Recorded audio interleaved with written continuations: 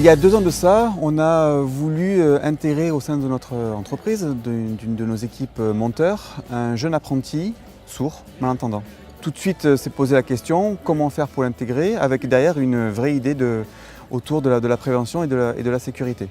On a réfléchi sur un système, un dispositif qui allait permettre de créer un lien, une communication entre ce jeune apprenti en haut du poteau et son chargé de travaux en bas du poteau. Et puis quand on a commencé à en parler, d'autres personnes nous ont dit mais aussi à nous, valides, ça peut aussi nous aider. Parce que quand on est dans l'ouragan avec le vent et en haut du poteau, on n'entend rien. Donc on s'est dit, quelque chose qui est au départ spécifique pour une personne peut servir à tout le monde. La télécommande qui était au départ spécifique aux personnes à mobilité réduite, aujourd'hui, chez nous, tout le monde s'en sert. C'était ça vraiment l'idée. On a commencé à s'entourer de spécialistes et aujourd'hui on travaille avec une association start-up qui est super dynamique sur Toulouse, qui s'appelle Artilect. Et on est allé les voir, on a échangé, on a travaillé sur plusieurs prototypes et aujourd'hui on est venu sur place rencontrer les équipes, ceux qui nous avaient dit qu'ils avaient aussi ce besoin pour tester en grandeur nature ce bracelet électronique. On savait que vous étiez intéressé par rapport à ça, donc soyez critique, constructif par rapport à ça. Voilà, l'idée c'est on est vraiment sur la partie prototype qu'on veut faire évoluer pour que ça soit vraiment utile.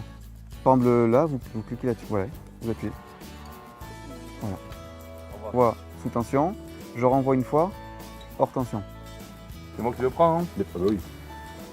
On le teste? Paramètres. Ouais. Allez,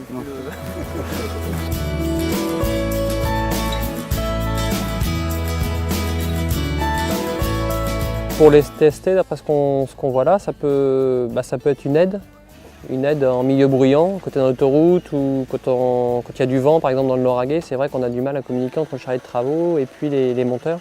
Donc ça peut être une aide dans le sens où le charretier de travaux peut demander un temps d'arrêt. À mon avis, c'est là où ça peut nous servir. C'est-à-dire que le monteur s'approche trop près du réseau, on est en train de chanter les distances par exemple, hop, le charretier de travaux appuie sur le bouton, il le bip et là, temps d'arrêt, on s'arrête et après on reprend la communication comme on peut, quoi, pour alerter le monteur qu'il se passe quelque chose.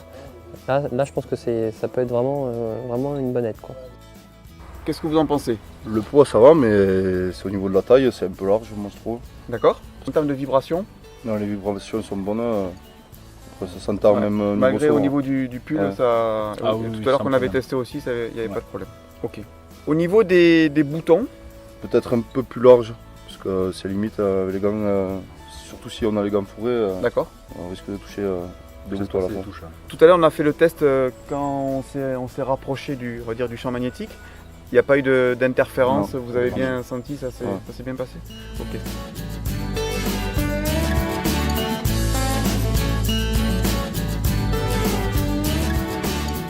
Son utilité première, je pense, c'est que quand il y a du bruit, voilà, on peut avoir un appel pour nous rappeler, attention, réseau sous tension, les choses comme ça. Effectivement, les jours où on est en ville, près de voies ferrées, les soirs en ville d'astreinte, où il y a vraiment du bruit. L'aspect positif, c'est qu'on pourra avoir des malentendants sur le réseau. Ouais, déjà. Pour pouvoir embaucher des personnes handicapées et qu'il n'y ait pas de danger, et qu'on puisse se comprendre. Par exemple, moi, on a eu le cas, on avait un jeune qui s'appelait Luca Parisato, qui était malentendant. Et quand on allait dans les bois faire des recherches de défauts, ça pouvait devenir un problème parce qu'il faut le garder à l'œil.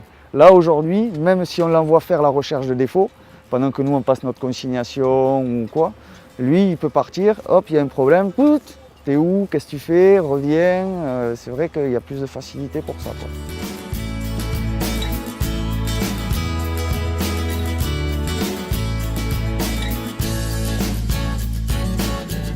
Vraiment sur ce premier prototype, je suis vraiment content parce qu'on est près d'une première vérité, d'un outil qui va être utile, qui va servir. Le test quand même a validé la pertinence des fonctionnalités qui ont été conçues dessus. Je pense que l'enseignement qu'on peut tirer de cela, c'est que rien n'est impossible.